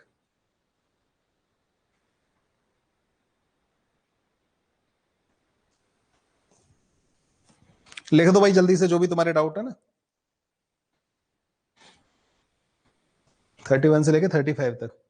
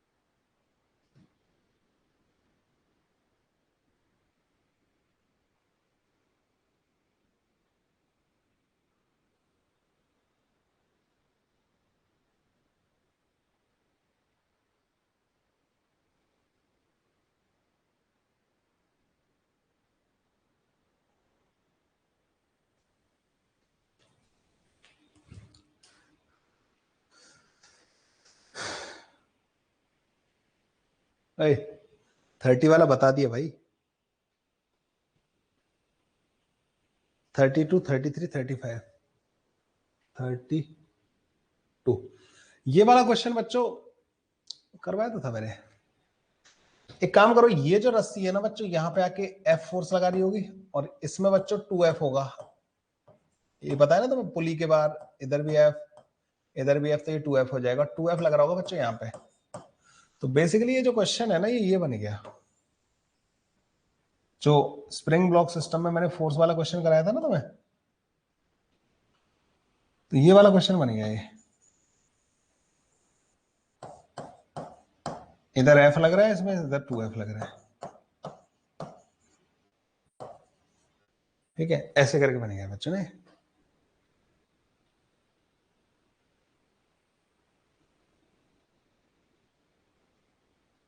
what is the maximum deformation in the spring, तो मैंने तुम्हें क्या बताया था इसमें कि सेंटर ऑफ मास का एक्सेलरेशन पता कर लेना। सेंटर ऑफ मास का एक्सेलरेशन क्या आएगा, 2F माइनस का F डिवाइड बाई 3m के बराबर, ये आ जाएगा सेंटर ऑफ मास का एक्सेलरेशन। अब सेंटर ऑफ मास के फ्रेम में चले जाना, ये कराया था एक क्वेश्चन में ना। तो सेंटर ऑफ मास के फ्रेम में जाओगे तो इस पर एक सूडो फोर्स लगेगा, this into this 2F divide by 3 के बराबर। इस पर भी लगेगा बच्चों 2F डिवाइड बाई 3 के बराबर, ठीक है। अगर आप रिजल्टेंट देखोगे ना फोर्स का, मतलब सूडो और इसका रिजल्टेंट देखोगे इन दोनों का, this comes out to be 4F divide by 3 2m वाले में। इस पर भी बच्चों 4F डिवाइड बाई 3 के बराबर फोर्स लग रहा होगा। ये गया बच्चों इधर x1 और ये गया इधर x2, और यहां जाके मान लो इसकी वेलोसिटी हो गई 0, और ये वेलोसिटी किसके रेस्पेक्ट में, सेंटर ऑफ मास के रेस्पेक्ट में, ठीक है। मैंने तुम्हें पहले बता दिया था कि सेंटर ऑफ मास के रेस्पेक्ट में बात कर रहे हैं हम लोग, ठीक है। This is with respect to centre of mass जो कि एक्सेलरेटेड है, तो उसमें सूडो फोर्स भी हमने कंसीडर ऑलरेडी कर लिया है। तो बताइए कि दोनों एक साथ रुकते हैं सेंटर ऑफ मास के फ्रेम में, दोनों एक साथ चलेंगे। ये वाली कहानी मैंने तुम्हें बहुत अच्छे से समझाई थी कि सेंटर ऑफ मास के फ्रेम में दोनों एक साथ रुकेंगे, एक साथ चलेंगे। तो 4F डिवाइडेड बाई 3 उसका work x1 plus 4F divide by 3 इसका वर्क x2, ये बराबर होना चाहिए हाफ के x1 प्लस का x2 के होल स्क्वायर के बराबर, ठीक है। x1 प्लस x2 तो बाहर आ जाएगा, तो 8F by 3 16F divide by 3 is equal to k times x1 plus का x2। x1 प्लस का x2 जो कि मैक्सिमम है, that is 16F divided by 3 के। कुछ गलती कर दी क्या मैंने यहाँ पे, अरे 8F बाई 3 होगा ना, पर वो हाफ वो भी तो आएगा।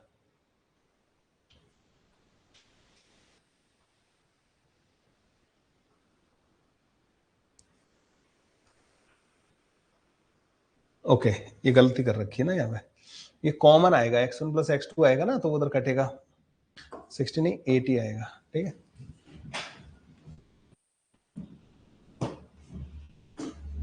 फाइव एफ बाई 3 नहीं आएगा भाई, 2m इंटू दिस करोगे ना तुम,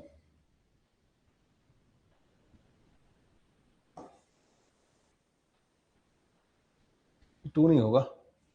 दोनों साइड बच्चों हमेशा हमेशा एक्सटर्नल प्लस सूडो का रिजल्टेंट, दोनों का नेट जो आएगा वो हमेशा बराबर आया करेगा, दोनों पे बाहर की तरफ या अंदर की तरफ जो भी आए दोनों पे एक जैसा आएगा।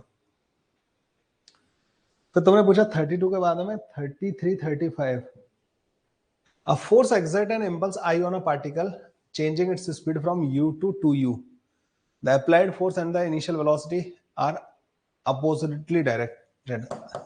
ये m मास का पार्टिकल था बच्चों, मान लो u से मूव कर रहा था, इंपल्स जो लगाया ना बच्चों तुमने उल्टा लगाया है, फोर्स उल्टा है, तो बच्चों फोर्स की डायरेक्शन में तो इंपल्स होता है तो इसकी स्पीड पता है कैसे हो गई होगी, इधर की तरफ 2u, अब इधर तो आ नहीं सकती, इंपल्स लग के पीछे की तरफ जाने लग गया होगा। यही गलती कर देते हैं बच्चे ना, अगर मैं इस डायरेक्शन को पॉजिटिव मान लूं तो तुम्हें पता है कि जो इंपल्स होती है ना, अब वो माइनस का आई लिखी जाएगी, ठीक है, माइनस का I is equal to final momentum minus का 2mu माइनस का initial momentum m into u. Initial momentum positive है, बाद बाकी सब नेगेटिव है यहाँ पे ना, तो माइनस का I is equal to minus का m इंटू यू।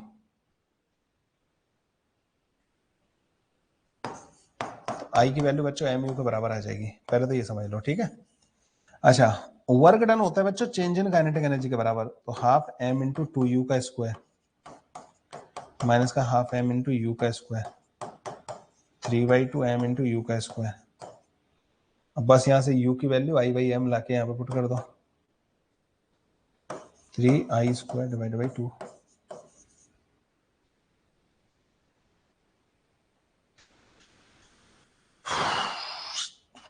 एक m को i रख दिया उन्होंने ना।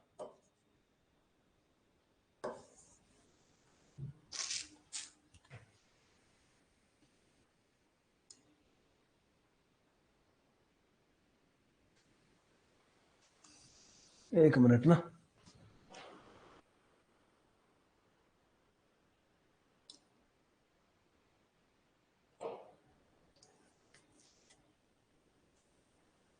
अच्छा मैंने वो गलती कर दी बच्चों ने यहाँ पे।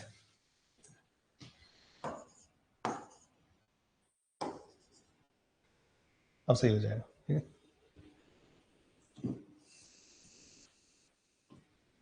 हाँ वो गलती कर दी थी, 35।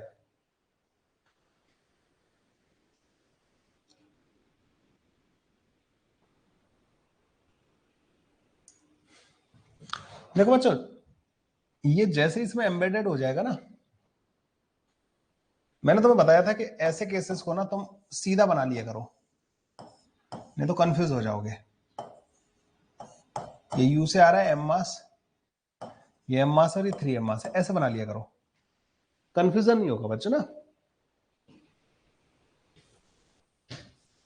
इस रस्सी की लेंथ के अलोंग हम लीनियर मोमेंटम कंजर्व करते हैं। मैंने तुम्हें बोला भी था, इसके बारे में बताया था कि लीनियर मोमेंटम कंजर्वेशन बोलना अपने आप में गलत होगा, क्योंकि बेसिकली लीनियर मोमेंटम जब हम कंजर्व करते हैं तो हम एक डायरेक्शन पॉजिटिव मानते हैं, एक नेगेटिव, तो नीचे वाले अगर नेगेटिव मानोगे तो इसका तो ऊपर आएगा, ठीक है। तो पर हम अगर रस्सी वाले केसेस को जब भी हम ऐसे बना लेंगे ना बच्चों, रस्सी वाले केसेस को जब हम ऐसे बना लेंगे, रस्सी की लेंथ को मतलब इस तरीके से लिख लेंगे, तो हमारे लिए चीज आसान हो जाएगी, ठीक है। ओके,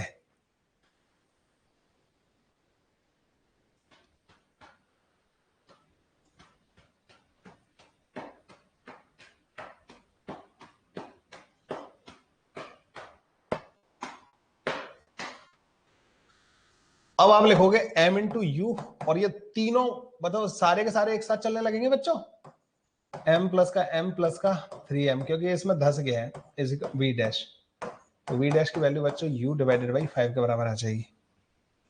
v डैश की वैल्यू आ गई हमारे पास। तो ये बताओ कि इस पे जो टेंशन ने इंपल्स लगाया होगा, इस पे इंपल्स बाई टेंशन जो होगा वो इसके मोमेंटम के चेंज के बराबर होगा, 3m इंटू स्पीड आ गई इसके पास u/5 के बराबर, तो 3mu divide by 5 will be the answer, ठीक है। 3mu/5 के बराबर हमारे पास आंसर आ जाएगा।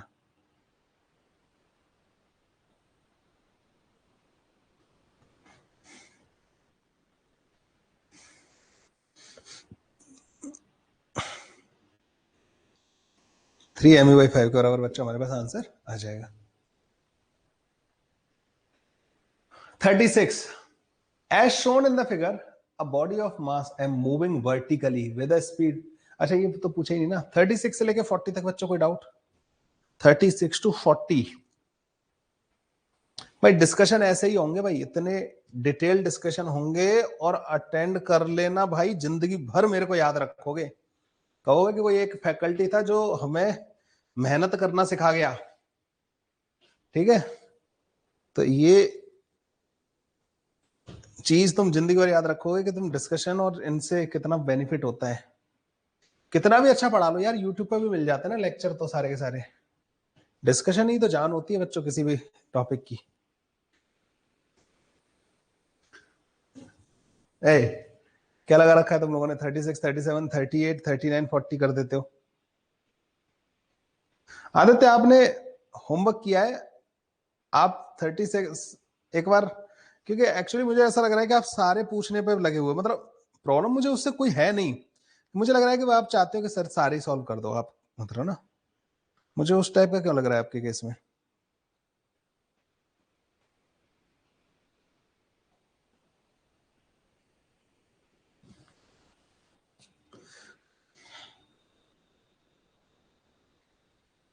राहुल ने पूछे 3 लगातार, तो आपने रिमेनिंग 2 पूछ लिए, मतलब आपसे 36 हो गया, तो आदित्य ऐसे थोड़ी होगा रिजॉल्व, मतलब ना कि आप सारे मेरे से सॉल्व करवा लोगे, तो मतलब जेन्युइन डाउट पूछो। आप पांचों के पांचों डिस्कशन करवा रहे हो कि पांचों बता दो सर आप, तो अगर मैं आपसे मतलब इसका मतलब ये कि आपसे 36 37 हो गए। ऐसे मत करो यार ना, ये गलत लगता है मेरे को ना। चलो, as shown in the figure a body of mass m. अच्छा, ये एक इम्पल्स का बहुत अच्छा इलस्ट्रेशन है बच्चों ना, इसको ध्यान में रखना। इम्पल्स का ये इलस्ट्रेशन मैं क्लास में करवाना चाहता था, लेकिन मैंने सोचा कि क्वेश्चन आ ही जाता है शीट में, तो वहां पूछ लोगे तुम लोग। Body of mass moving vertically with speed 3 meter per second hits a smooth fixed inclined plane and rebound with a velocity of this in the horizontal direction if angle of inclination is 30 degree। तो ये VF कितना होगा बच्चों, ये आपको बताना है। अच्छा, जब इसके कांटेक्ट में आ जाएगी ना बच्चों बॉडी, जब बॉडी कांटेक्ट में होगी, तो मुझे बताओ कि यहाँ पे कौन सा फोर्स लग रहा होगा, नॉर्मल। तो इसके ऊपर नॉर्मल क्या करेगा बच्चों, एक इंपल्स लगाएगा। इंपल्स बच्चों फोर्स की डायरेक्शन में ही तो लगेगा, तो ये एक इंपल्स लगेगा बच्चों ना, इंपल्स बाय द नॉर्मल। ये एंगल बच्चों 30 डिग्री के बराबर दे रखा है, so this angle is also 30 degree. ये 60 होगा, ये 30 डिग्री के बराबर होगा।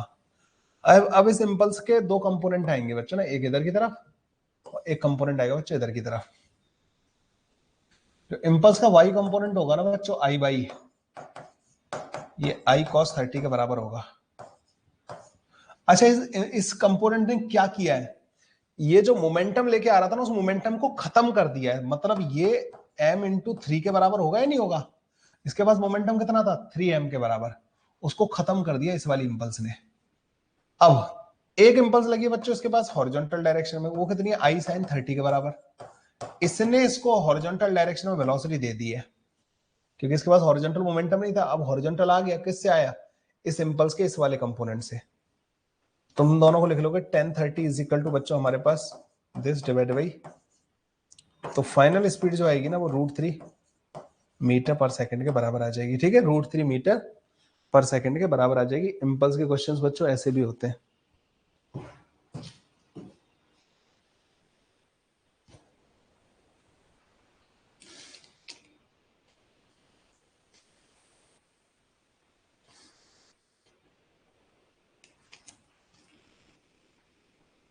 ठीक है, 37 in the figure shown the two identical ball of mass m and radius r each are placed in contact with each other on the frictionless horizontal surface. The third ball of mass capital M and the radius ry2 is coming down vertically and has a velocity v0. When it simultaneously hit the two ball and the itself comes to rest, the each of the two bigger ball will move after the collision with a speed equal to।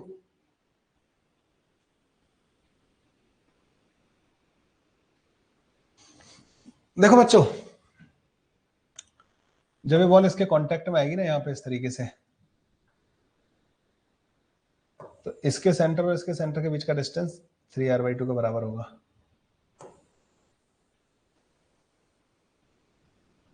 ये r होगा, ये बच्चों 3r/2 के बराबर होगा। ये angle theta मान लेते हैं। ठीक है, तो तुम ये समझ रहे हो कि यहाँ पे एक इंपल्स लगेगा इस पे ऐसे ना, इंपल्स तो इधर से भी लगेगा, और सिमेट्री है तो इधर से अगर आई इंपल्स लगेगा तो इधर से भी आई लगेगा। ये एंगल थीटा है तो ये भी थीटा के बराबर ही होगा। इस बॉल पे 2i cos थीटा ऊपर की तरफ जो इंपल्स है ना बच्चों, उसने इसकी वेलोसिटी को खत्म कर दिया। m इंटू v0 के बराबर हो गया बच्चों ना 2i cos थीटा।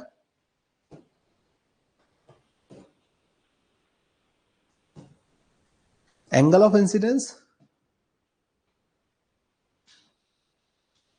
इसमें ऐसा हमेशा थोड़ी होता है, जमीन से थोड़ी टकरा रहा है। अच्छा, पिछले वाले ही कह रहे हो तुम? अरे उसमें कोफिशिएंट ऑफ रेस्टिट्यूशन अलग होगा ना। कोफिशिएंट ऑफ रेस्टिट्यूशन 1 होता है ना, तभी होता है वो angle of incidence is equal to angle of reflection वाला जो फंडा जो तुम लगा रहे हो। इलास्टिक कोलिजन होना चाहिए उसके लिए, इलास्टिक थोड़ी बोला है उन्होंने। ठीक है, उसमें इलास्टिक कोलिजन थोड़ी, टाइप ऑफ कोलिजन तो बताया ही नहीं था, तभी तो मैंने ई की इक्वेशन नहीं लगाई है, मैंने इंपल्स वाला फंडा लगाया है उसमें ना। इस पे आ जाते हैं। इस पे बच्चों इसके पास मोमेंटम था नीचे की तरफ, ये इंपल्स ऊपर की तरफ लगाए, दोनों इंपल्स का कंपोनेंट, और ये खत्म हो गया। इंपल्स तो बच्चों इस बड़ी वाली बॉल पे भी लगा होगा।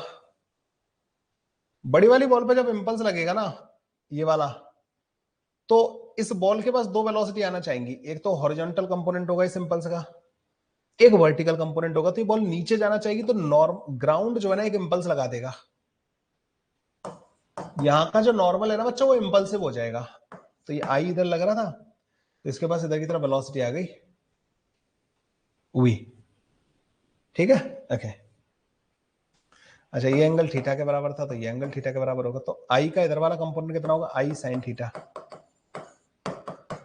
आई का नीचे वाला कंपोनेंट कितना होगा, आई कॉस थीटा। अगर कोई तुमसे पूछे कि ग्राउंड कितना इंपल्स लगाएगा, तो आई कॉस थीटा के बराबर होगा। अच्छा, आई साइन थीटा जो है इसको वेलोसिटी देगा, और इसका मास है capital m. Two identical ball of mass m radius r are placed in contact with each other, frictionless the third ball of mass m, उसका भी मास एम ही है, मतलब ना सबके मास एम है, इनटू बी। तो बच्चों tan थीटा डिवाइड बाई 2 जो आ जाएगा ना हमारे पास, that comes out to v b divide by v naught. अब tan थीटा कैसे लिखूंगा बच्चों, इसमें tan थीटा एक ट्रायंगल है इस तरीके का, ये आर है, तो ये डिस्टेंस कितना आएगा, ये वाला, दिस स्क्वायर माइनस का दिस स्क्वायर, 9/4 माइनस का दिस, तो 5/, तो रूट के अंदर 5r/2 के बराबर। तो tan थीटा कितना होगा बच्चे, यहां से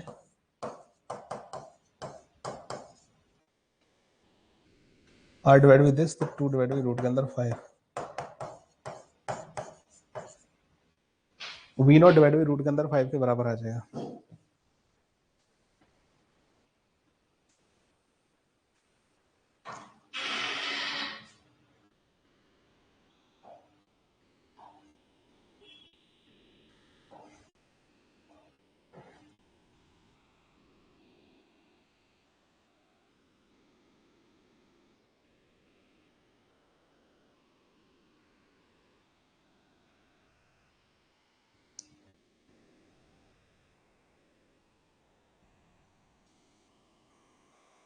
ठीक है, ओके। इसका बच्चों आंसर नहीं आता मेरे का ना, मेरा नहीं आता इसका आंसर।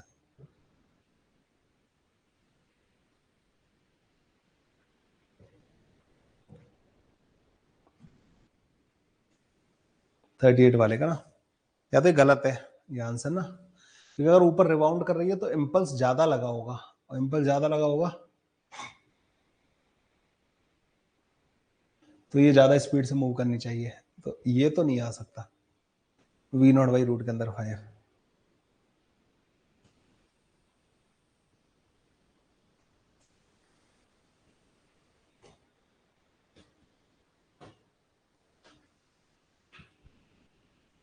39 बताना है क्या?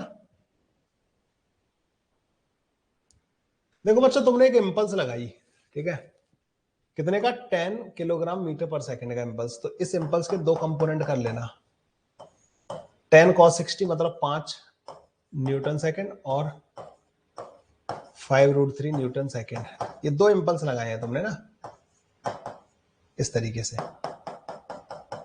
इधर और इधर। इस पूरे सिस्टम पे देखो ना, तो हॉरिजॉन्टल डायरेक्शन में ये वाला इंपल्स लगा है, तो 5 इज इक्वल टू, एक तो इसकी वेलोसिटी जितनी आएगी ना उतनी इसकी आएगी, क्योंकि रस्सी की लेंथ है वो बढ़ नहीं सकती। अच्छा, इधर भी इस पे इंपल्स लगाए तो एक वेलोसिटी इसके पास इधर भी आएगी, तो बस हमें तो इस डायरेक्शन में, क्योंकि इसके पास वेलोसिटी सिर्फ इस डायरेक्शन में आएगी, तो हमें ये वाली पता करनी है। तो 5 प्लस का 10 V1, तो V1 बच्चों 1/3 मीटर पर सेकंड के बराबर आ जाएगा।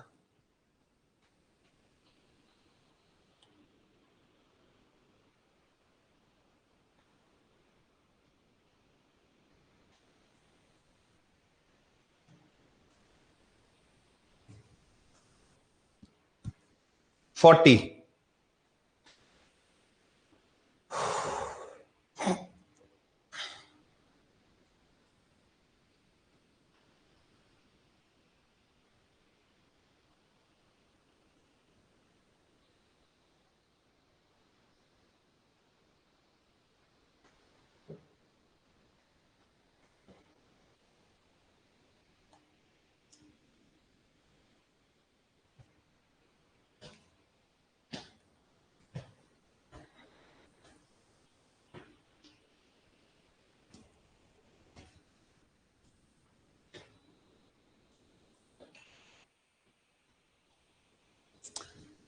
40 भी पूछ रहा है क्या बच्चे ये वाला? ये तो आसान है यार ये वाला तो।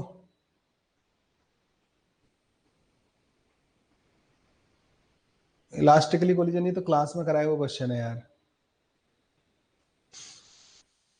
टक्कर के बाद इसकी वेलोसिटी मान लेना v डैश। इलास्टिक कोलिजन हो रहा है, ये देखो e की वैल्यू 1 है, मतलब velocity of approach is equal to velocity of separation. Approach दोनों की वजह से हो रहा था, v नॉट प्लस का v। सेपरेशन हो रहा है, ये ऐसे जा रहा है, पीछे पीछे आ रहा है, तो v डैश माइनस का v। v डैश जो होगा ना वो v नॉट प्लस का 2v के बराबर हो जाएगा, 30 मीटर पर सेकेंड। आंसर आ रहा हो।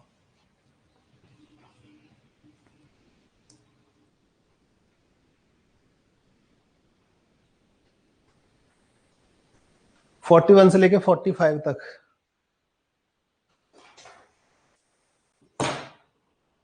41 टू 45।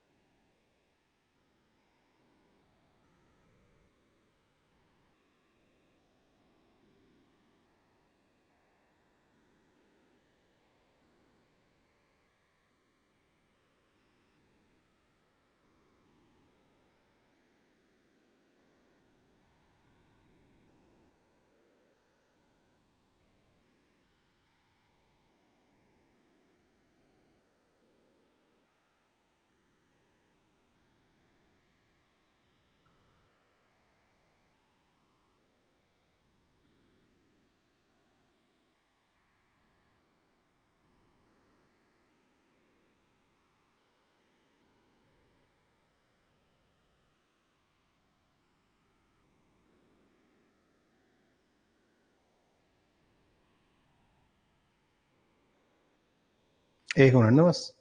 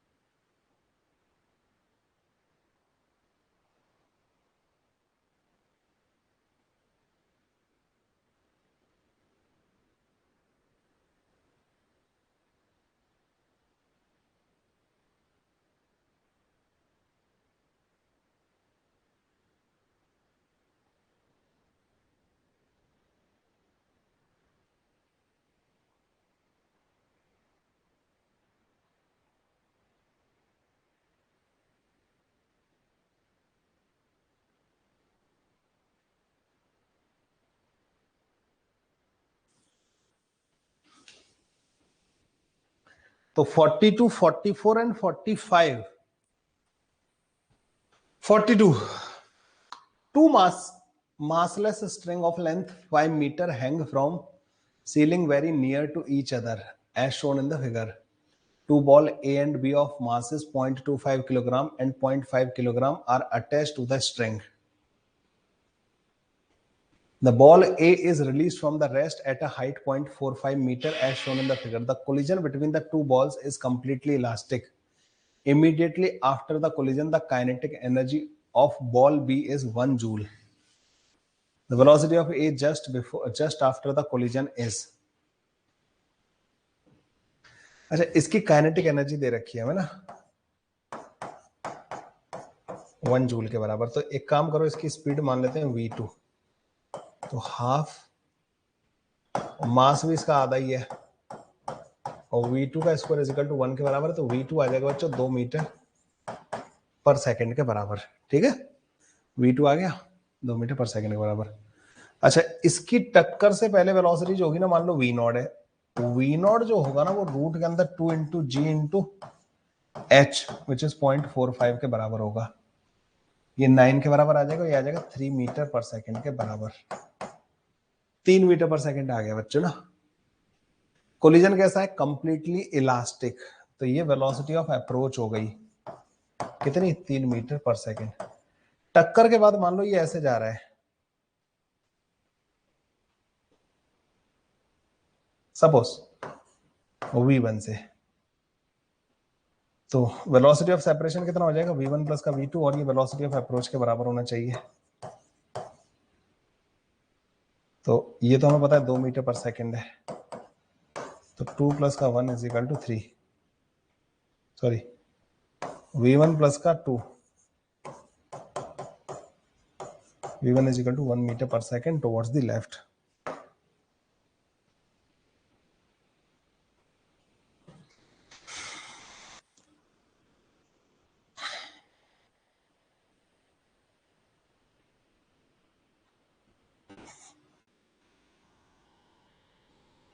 बस इतने से काम चल जाएगा। ठीक है, 42 के बाद 44, 45। A truck moving on a horizontal road east with velocity 20 meter per second collide elastically with a light ball moving with velocity this towards west.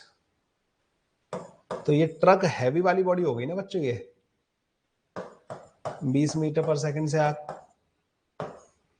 ये इधर की तरफ मूव कर रही थी 25 मीटर पर सेकंड से। तो टक्कर के बाद मान लो इसकी वेलोसिटी इधर v आ गई, तो वेलोसिटी इसमें तो इलास्टिक कोलिजन है, approach is equal to velocity of separation लगाते हैं अपन। इसकी आफ्टर कोलिजन भी 20 मीटर पर सेकंड ही मानेंगे। अप्रोच हो रहा है बच्चों 20 प्लस का 25 से, सेपरेशन होगा बच्चों v माइनस का 20 से, v की वैल्यू आ जाएगी बच्चों तुम्हारे पास 65 मीटर पर सेकंड टुवर्ड्स द ईस्ट। इधर ही भागने लग जाएगी। ये तो कराए तो है तुम्हें हैवी वाले और वही वाले। 45, ये लास्ट क्वेश्चन है आज का। आगे का डिस्कशन बच्चों हम कल करेंगे, मतलब ना कल मैं थोड़ा पढ़ाऊंगा और डिस्कशन भी कराऊंगा, दोनों काम करेंगे कल। 45. A body of mass m is dropped from a height h. Simultaneously, another body of mass 2m is thrown a vertical upward such a way they collide at a height h by 2. If the collision is perfectly inelastic, the velocity at the time of collision with the ground will be. ये बढ़िया question है। एक m मास की body को आपने h height से drop कर दिया, दूसरी को बच्चों v वेलोसिटी से फेंका। इसका एक्सेलरेशन g के बराबर होगा, इसका भी एक्सेलरेशन g के बराबर होगा। अगर हम इस सिस्टम मान लें इन दोनों को ना, नहीं तुम तो एक काम करो, इनके बारे में ये बोला है कि टक्कर कहां हो रही है इनकी, इस जगह पे h/2 हाइट पे इनकी टक्कर हो रही है, h/2 हाइट पे। तो टक्कर से पहले इसकी कुछ वेलोसिटी होगी v1, इसकी होगी कुछ v2। ये v पता कर सकता हूं कि मैं किसी तरीके से v पता कर सकता हूं। टक्कर का टाइम पता करते हैं, एक काम करते हैं, इसको रोक देते हैं, रिलेटिव मोशन लगाते हैं। ठीक है, तो इसका एक्सेलरेशन g उड़ जाएगा, रिलेटिव एक्सेलरेशन 0 आएगा। रिलेटिव वेलोसिटी कितनी आएगी बच्चों? v के बराबर। डिस्टेंस कितनी चलनी है? h के बराबर। तो टाइम ऑफ कोलिजन आ जाएगा h डिवाइड बाई v के बराबर। ये टाइम ऑफ कोलिजन हो गया। इस टाइम में ये h/2 नीचे आ जाना चाहिए, तो रूट के अंदर 2 h/2 डिवाइड बाई g, ये h/v के बराबर होना चाहिए।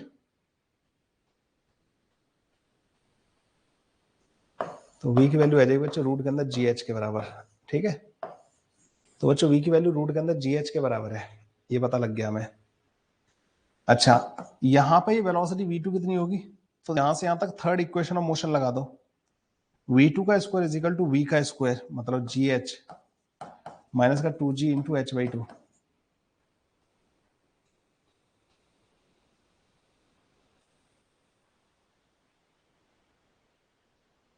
जीरो,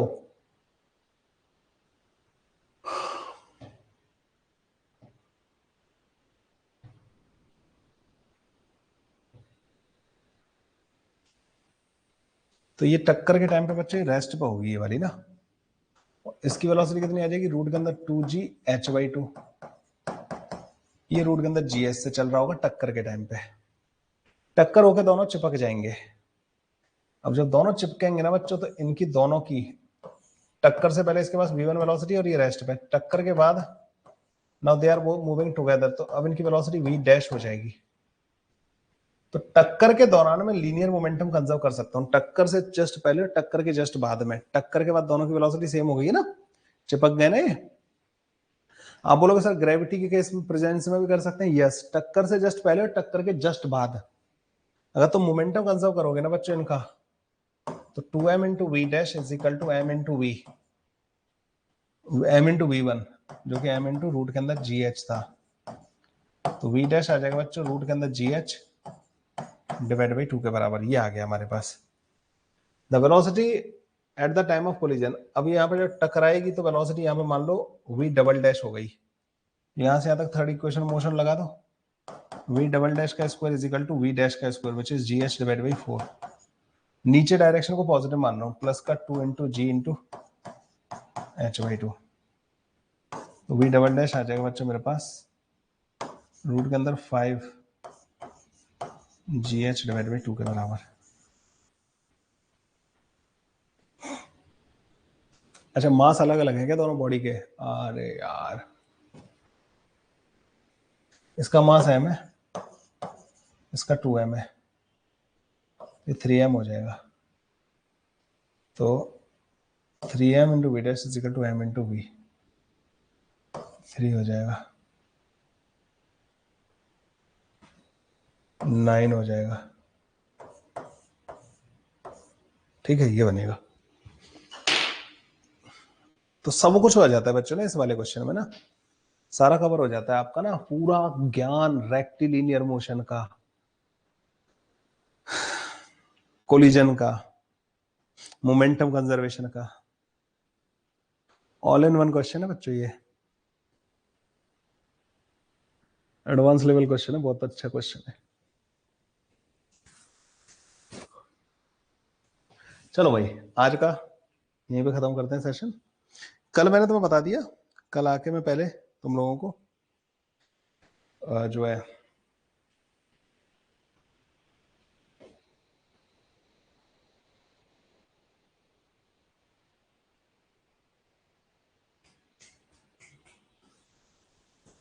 कल पहले मैं तुम्हें इसको पढ़ाऊंगा बच्चों, सेंटर ऑफ मास वाले कॉन्सेप्ट वगैरह ना, और फिर उसके बाद हम जो है डिस्कशन करेंगे, दोनों काम करेंगे कल ना। वेरिएबल मास सिस्टम बचा हुआ है, और कल का जो डिस्कशन होगा वो हमारा मैं बता देता हूँ कितना करेंगे।